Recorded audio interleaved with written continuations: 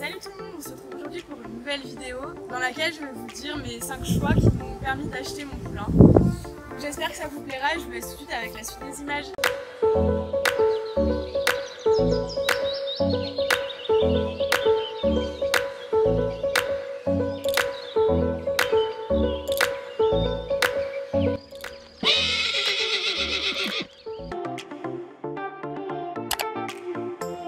Donc là, le premier choix qui m'a fait décider d'acheter mon cheval, c'est que avant d'avoir Idéal, j'ai eu énormément de demi-pension. Donc j'ai pu apprendre à gérer un cheval en autonomie, savoir comment subvenir à ses besoins, tout ce qu'il faut savoir en gros sur l'éducation d'un cheval et tout ça, ça m'a permis de l'acquérir. Du coup, j'ai décidé de passer le pas en achetant le mien parce que j'en avais marre de m'attacher aux chevaux des autres et que j'avais envie de créer ma relation avec mon cheval.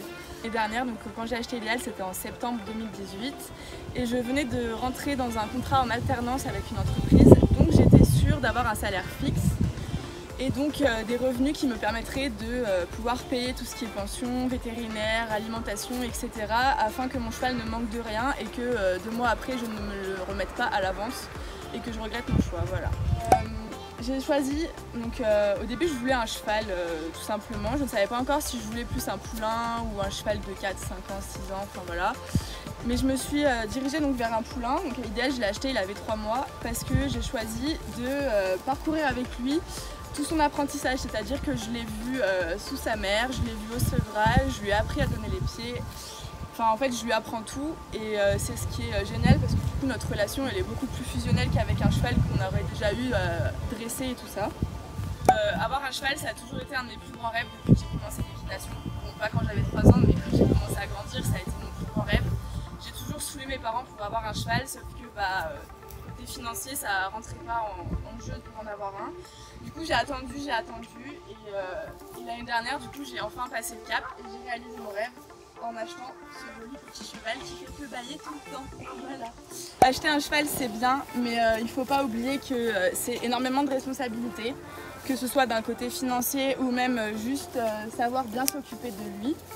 Ça se voit pas du tout que j'ai peur de pain de heurte. Le cheval c'est bien mais il y a des risques, donc déjà au niveau de la sécurité il faut pas être trop petit, il faut savoir être capable de se reculer quand il y a un danger qui arrive. Il faut savoir être capable de gérer le cheval dans le travail parce que le travail du cheval c'est très important. Au niveau financier, il faut être capable de savoir s'occuper de son cheval, c'est-à-dire que si demain les frais vétérinaires sont élevés, il faut être capable de pouvoir le soigner. Et ça malheureusement quand on est petit on s'en rend pas compte.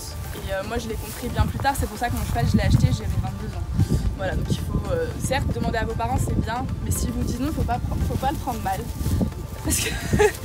Parce qu'en fait c'est un conseil qui vous donne.